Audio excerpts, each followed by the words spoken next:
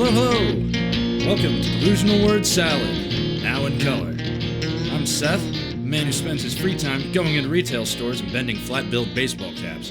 With me is my brother Jake, a man who does something similar at adult bookstores. Sitting to his left is the illustrious and still unconvicted children's book author, Alex. Hey, I still maintain that what's in Daddy's special bottle teaches kids a very important lesson. And what's that? Don't ask Daddy questions. Hey guys, I hate to interrupt, but is there any chance I could borrow like $7,000 from either of you? Jake, you still haven't paid me back for that sub sandwich I bought you 6 years ago. I know, but this is kind of important. What is so goddamn important that it takes precedence over an act of kindness? All right, guys, prep your brains for this. Are you picturing it? Close your eyes. I should have said that first. Yeah, close your eyes first, then picture this. It works way better this way. And Jake, what do you need the money for? A tanning bed. Huh?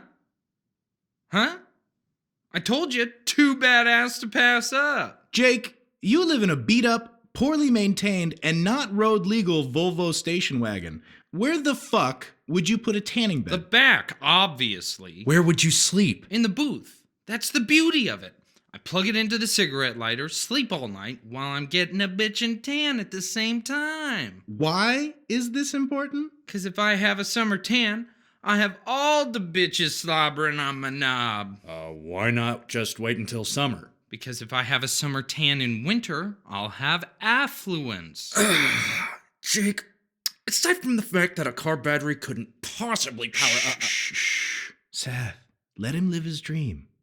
Yeah, Jake, I'd love to help you out, but doing so would go against my strict ethical code. How?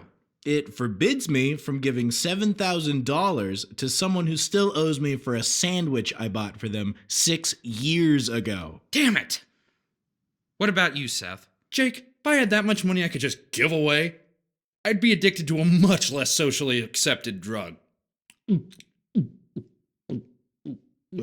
You know, maybe you should try, getting a job? What? No.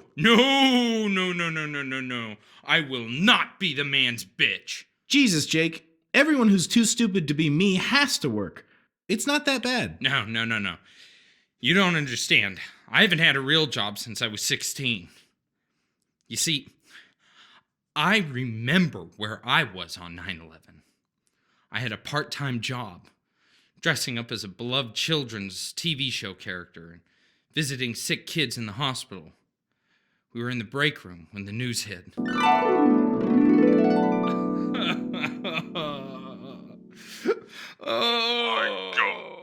The second tower has just come down. I repeat, the second tower has just gone down. It's just so horrible. I know. I can't believe it. All those people. What? Fuck the people. Who gives a shit? Why are you sobbing then? No, I can't take a picture there. Oh, God, why? You're disgusting. What are they gonna do next? Build a mosque there?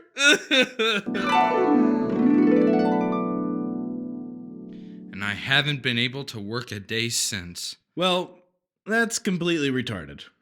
Yeah, Jake, that's pretty fucking dumb. You weren't there when the towers fell. On the TV screen. In the break room. I had to wait until I got home to watch the people jump on the big screen. Yeah, I'm not giving you money. Go get a job.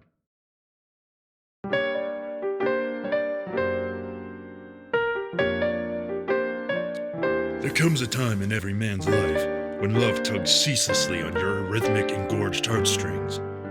No man, no matter how hard-boiled or badass at pinball he may be, is immune to this. And when that love is unrequited, it burns hotter than the spoon I was using to freebase heroin in my office with.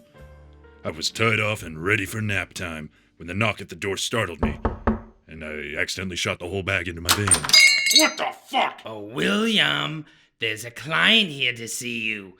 She looks like one of your escorts, only this one has teeth and speaks English. I hope your aorta bursts like the sewer vein it is and you die in the car wash you must bathe in. Oh, William, you're so smart.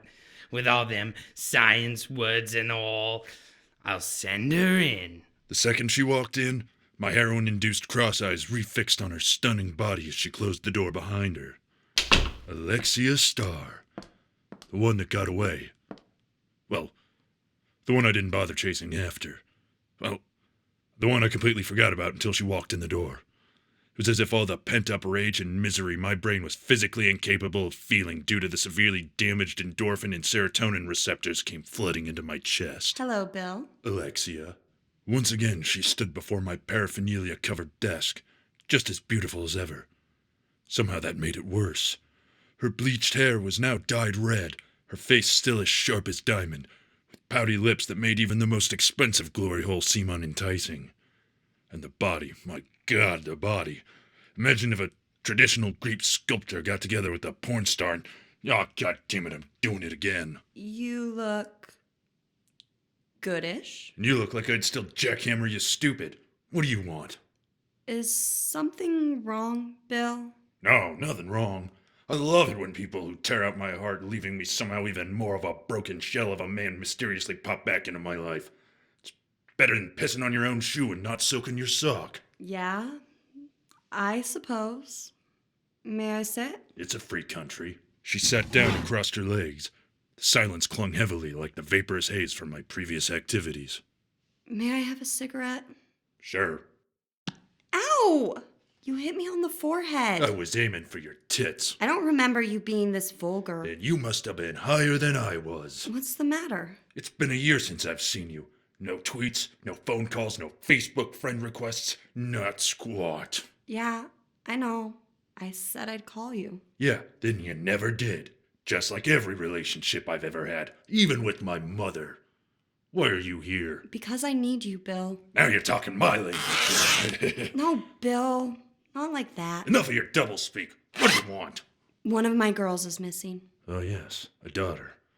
I always dreamed that someday you'd marry a man. A farmer, up in the hills. A strong man, with weathered, tough hands. You'd have 3 kids, 2 boys and a daughter. You'd raise them right. That's who you were. That's who you are. And your husband would treat you right. Bill, stop. I meant one of my cuddle girls is missing. Oh, gotcha. Her name is Faye. She's been with my company for the last year. She's a sweet girl. A little naive, but she's got a great heart. All the better for you to exploit, you cuddle pimp. Bill, no. You don't understand. She and I, we were lovers. Holy fucking shit, don't stop the story now.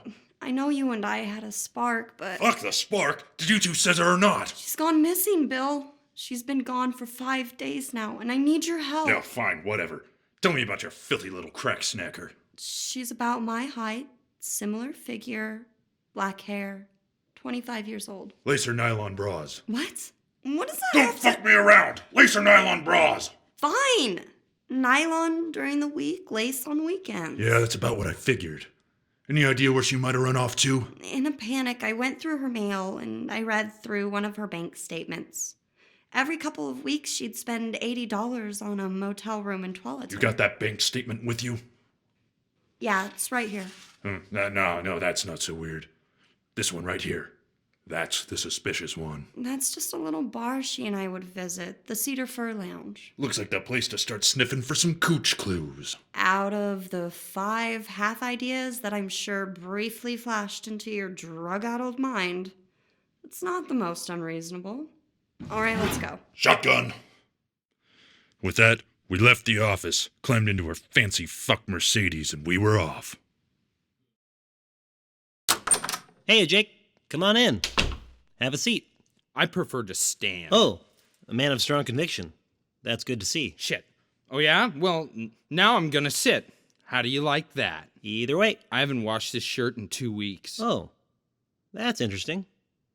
A very frugal mindset. We could use more of that here at the Falafel Queen. Whatever.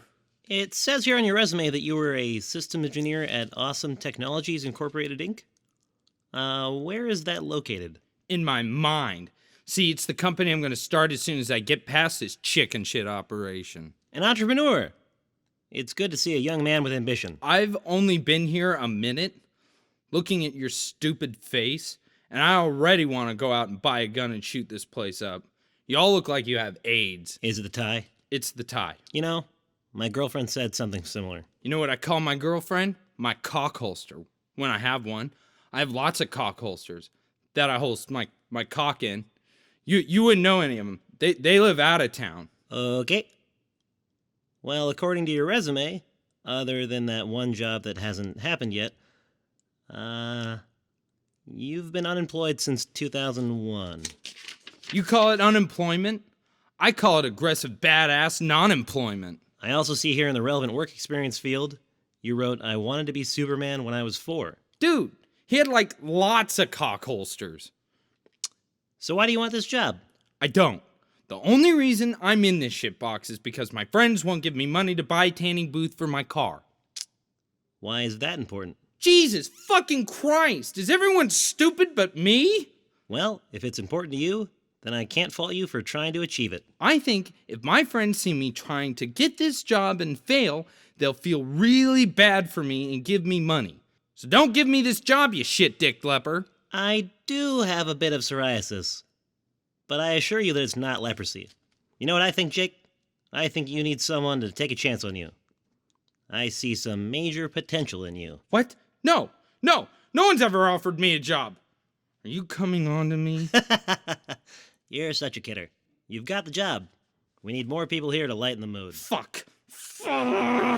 Please fire me. Please. I have a friend, Alex, who will suck your dick for $50 if you fire me. Oh, Jake. You're on the team. You're officially Falafel Queen Timber. We'll see you tomorrow morning at 8 a.m. sharp. Howdy, y'all. I'm Billy D, the proprietor of a brand new and much-needed service. You see, when some folks out there engage in a life of sinful hedonism, God will sometimes punish them by mentally handicapping their offspring. As we all know, taking care of these dumbass kids is a right pain in the hiney. Some of them's got wheelchairs, and some of them's so little spazzy temper tantrums for no good reason. And I think we can all agree that most of them don't smell too good neither. You ever tried taking them anywhere? Well, what are you gonna do? Push your little should-have-been-an abortion onto the bus, strap it in, and hope to the God he forsook you in the first place that everyone else is just fine with the little cretin flailing about and screaming his little retard head off? They shouldn't have to deal with it, and neither should you. That's why I've created Billy D's Moron Motorcade. Let us take that little bundle of regret and burden off your hands. Just one phone call and the Moron Motorcade, along with its probably trained staff, show up to your door and take the kid away. Prices vary depending on how long you want the little bastard out of your hair. Our service here is perfect for those who have dates, court appearances, or would simply like to pretend for a single day that they have even a remote chance for normal life without the existential and crippling burden of a brain-damaged child. Now, some of you may be wondering what we do with the kid once we leave. You're paying random strangers to come and borrow your kid for a day. Do you really care? Really? Who knows? Maybe we just round them up in the warehouse. Ain't doing no harm to your social life in there. Maybe we got a farm, let them all run loose for a bit. I don't know, but the important thing is that for a few hours, they aren't your problem. So why not take a chance? Let the illusion of a possibly normal life inspire you and call Billy D's Moron Motorcade today.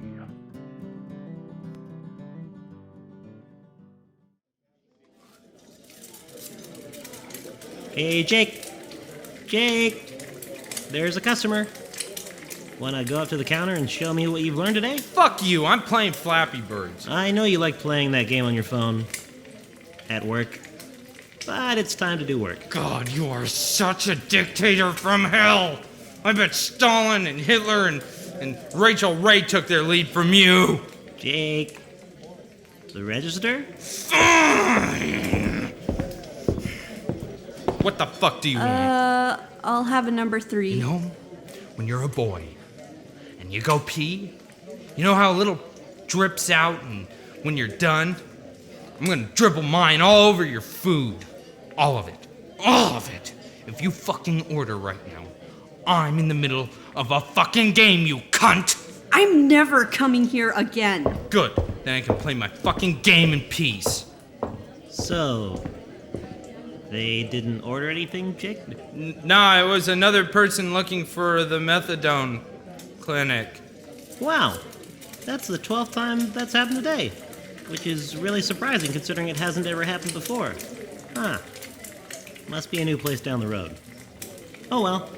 Keep up the good work. Go fuck your mother. If she's dead, dig her up and fuck her corpse. You kid her. She is dead. Good. This guy. God, I hate that fucking loser. Always telling me what to do. Always telling me to do shit. Patiently. Looking past the fact I ignore every word that comes out of his AIDS mouth. Like a caring and loving father figure. Fuck that guy. You know what? We should all piss on his car. Who's with me? Don't care. Going to piss anyway. Jeez, can you believe the balls on this guy? Dude, he does whatever he wants, whenever he wants. What he does on shift doesn't even qualify as work. I know, last week he told me to cover him while he sprung some gunk in the bathroom. That's not so weird. He did it with a picture of that elderly lady Todd visits after work. Man, This got me thinking. What does he know that I don't know? it's like God talks to him and tells him what he can and can't do. Don't be a retard. It's probably God's. God's. Good point. Disobeying your boss would probably take two of them. See, that's what I'm saying. Do you think maybe he's that fast food messiah those dickheads at Wendy's have been talking about? Nah. They believe in a God who puts real beef in a burger patty. That's not a real God. We need his powers. For sure. Maybe if we gain his favor, we can finally wear open-toed shoes at work again. Now you're thinking. Oh my God! Can you believe that needle-dicked fascist actually had the nerve to come up to me and politely ask me to stop pissing on his driver's seat? Couldn't he have waited till I was done? What an asshole. God, I hope he gets his AIDS head cut off so I can fuck it right in front of all of you. With a condom so I don't get AIDS too. Your will is our command, your worship. What? Who the fuck are you? I'm your faithful servant. Cool. Whatever. Take over my shift. I'm going to Wendy's. Yes, sire.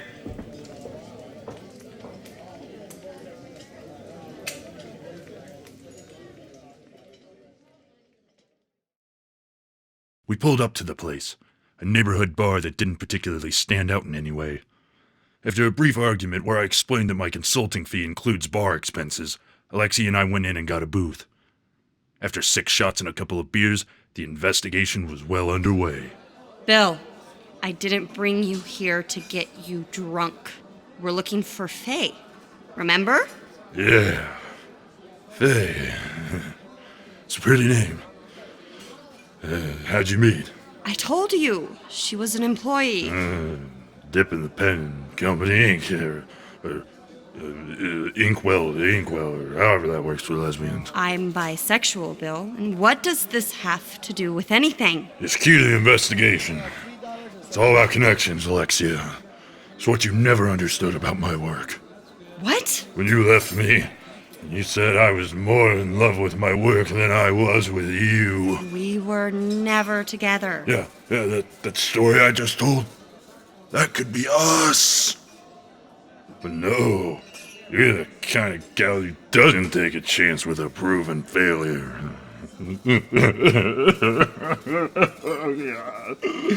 Oh, don't cry, Bill. Really? Just don't do that. You must have some dignity somewhere. I killed a lot of people, Alexia. A lot of them. I'm sure I'd be honored by their faces if I could remember them. Where? Where is this going? Take me to Faye's childhood home. I want to see it. I don't know where it is. I bet it has a white picket fence. Because that's what would make you happy. You are so drunk right now. Take me to the Space Needle. I'm not doing that. I've lived so close. I want to touch it. See that it's real. Maybe some other time. Can I tell you something? Please don't. The last time I saw you was the first time I've had a functional hard-on in years. Years!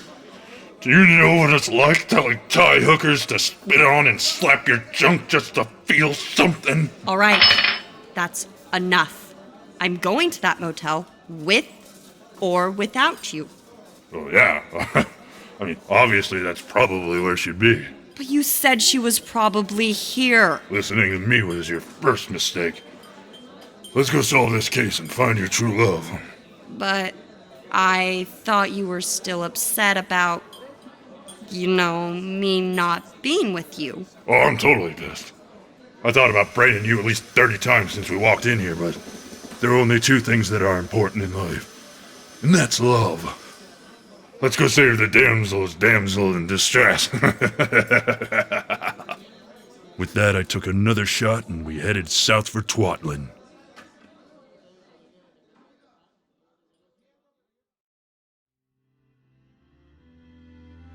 Greetings, and welcome to Book Readers Theater, the show that sits down with your favorite authors.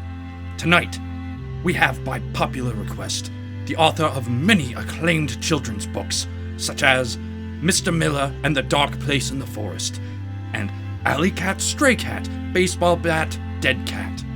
Please welcome Alex Bittinger. Yo!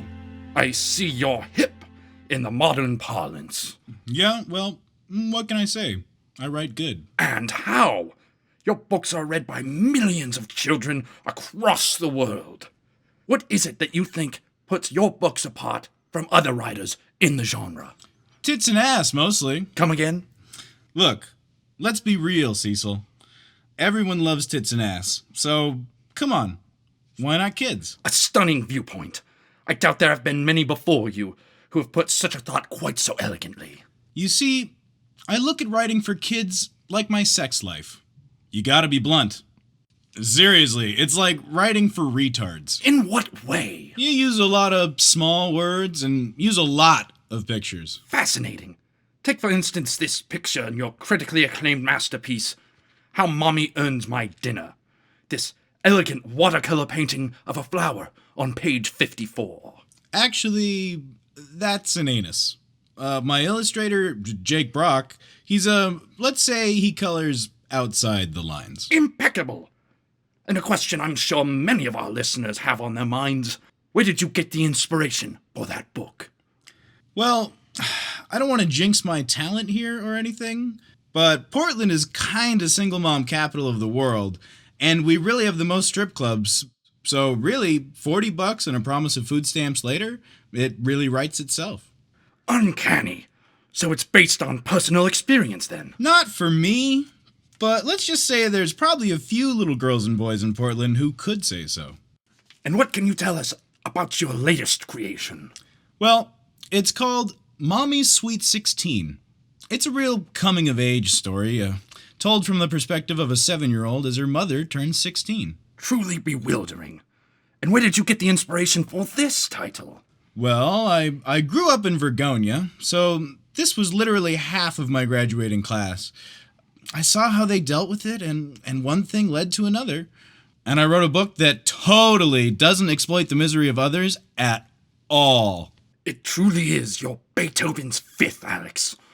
In some literary circles, your books are being compared to Marceau's latest book, Some Like It Taut. Another masterpiece in its own right. Masterpiece? Please!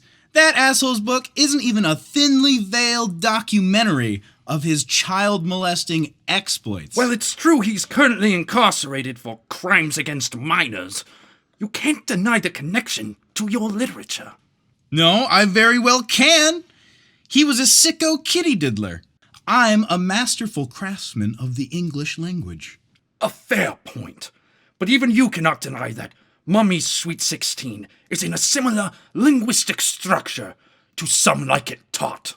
Yes, I can. Mommy's Sweet 16 is a beautiful coming-of-age story, and it deals heavily with tones of a mother's relationship with her daughter. Some Like It Taut is just a descriptive blow-by-blow of sex with toddlers. Well then, let's just read a passage from Some Like It Taut. Yes, I like them in a van. I think I'll finish in your can. Yeah, that's fucking gross. This was used as evidence against him in his child molestation case. But is it not still art? No, it isn't.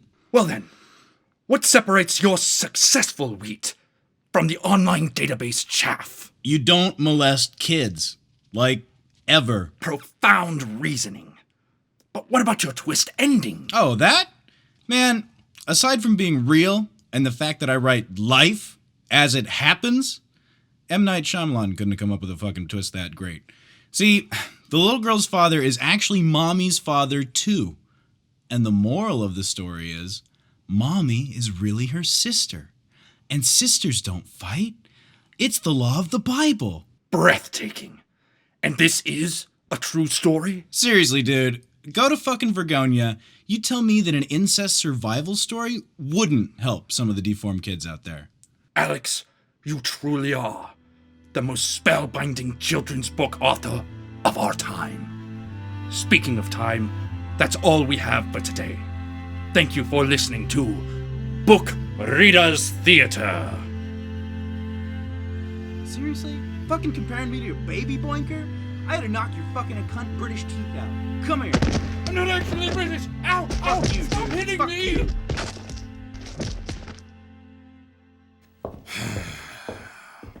All right, Jake. Just one more day of doing nothing on the clock, and you'll be 1/100,000th closer to your dream.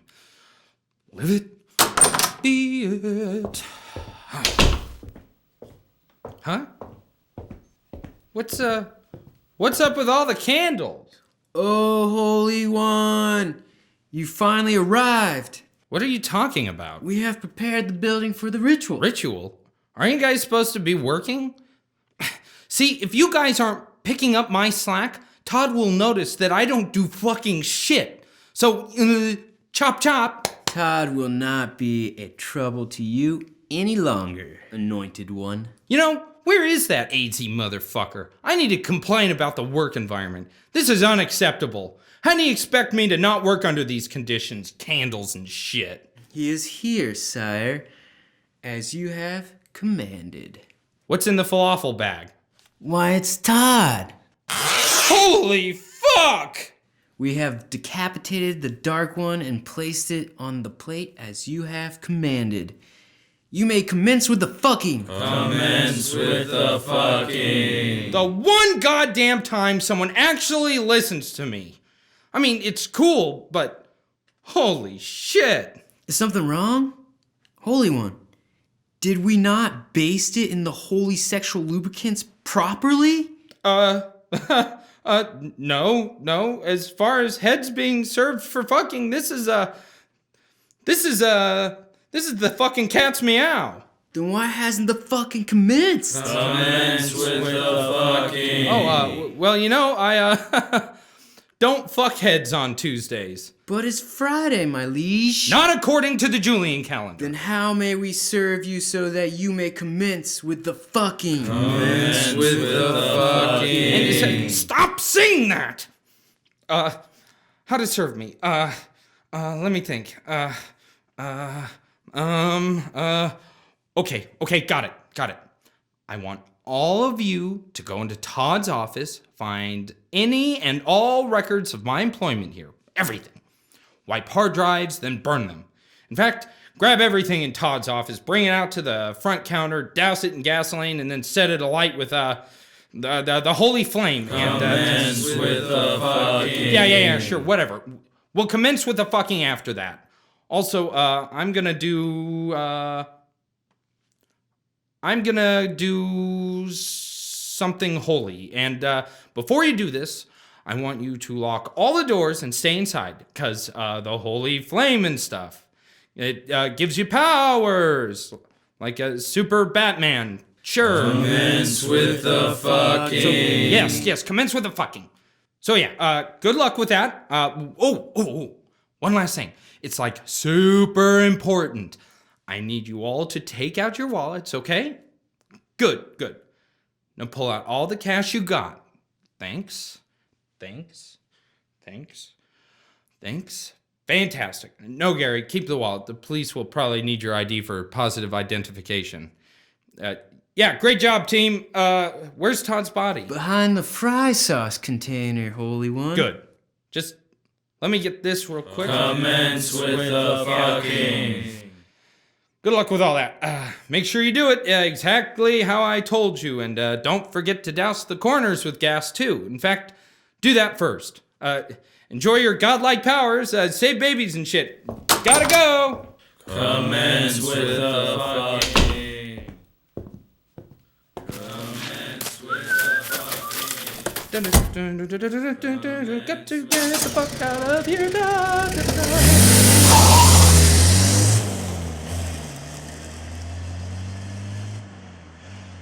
Commence with the fucking.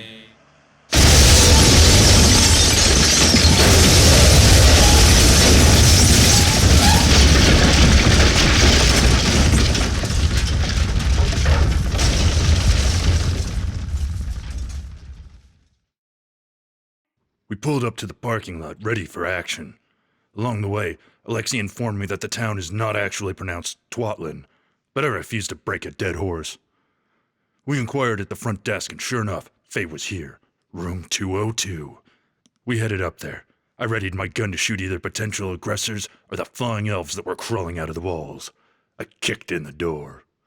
Oh, God damn it! Oh, my fucking leg! Bill, what are you doing? I'll tell you what I'm fucking doing. I'm gonna win this goddamn fight. Alright, Gandhi, you wanna fuck with me? Hey! I was so worried about you. You had to find out sooner or later, Alexia. Who is he? Oh, don't worry about me. I'm done. Maybe they're from the south and he's her brother. Faye, I have a dangerous, drug and booze-fueled lunatic who's ready to start shooting at my word. So please, be so kind as to explain who the fuck this guy is and what the fuck has been going on for the last week you've been gone. Before I started working for you, Alexia, the world was such a small place, and you opened my eyes to how big the world could really be. You guys want to see something not so big? Shut up, Bill! You showed me so much. You showed me what kind of money this business could really bring in. But I loved you! And you were all right. And I've outgrown you. I don't need your training wheels anymore. Bill, can I borrow your gun? Everyone calm down. Alexia, let me talk to her. This isn't my first whorehouse rodeo. Have a seat here on the bed, Faye. No. I said have a seat. No problem. I've seen this sort of thing before, Faye. A young, sheltered girl. Catholic, I'm guessing? Yeah, how'd you know? That's so hot. But you know what's not hot? Being a hooker. And I know what you're thinking. Sexuality is fun. Making money is fun. By default, doing both at the same time should be fun, right? Go on. But it's an ugly world out there, Faye.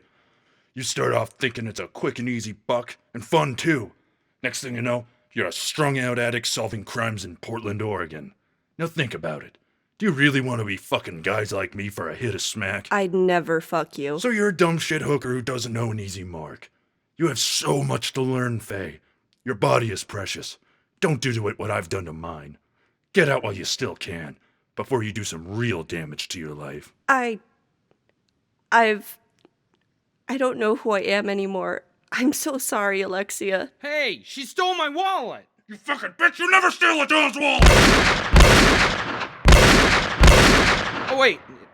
It slipped off the bedstand.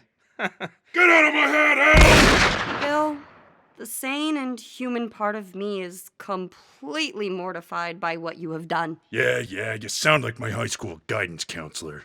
But the jilted lover in me is so turned on right now. I've never wanted you more. Or less. Luckily for you, I sprinkle ground up Cialis on my oatmeal every morning. Take me, vile fucking human being. Easy come, easy go. Life usually spits on you when you're both, but tonight was my night. After cracking the case of the Hugger Games.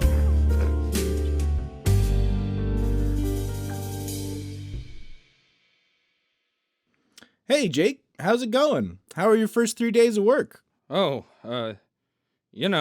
probably my last 3 days of work ever. Huh, why's that? Don't worry about it. Did something happen? I said don't worry about it. Okay. Well, I'll tell you one thing. I sure won't look at getting head the same way again. I can tell you that.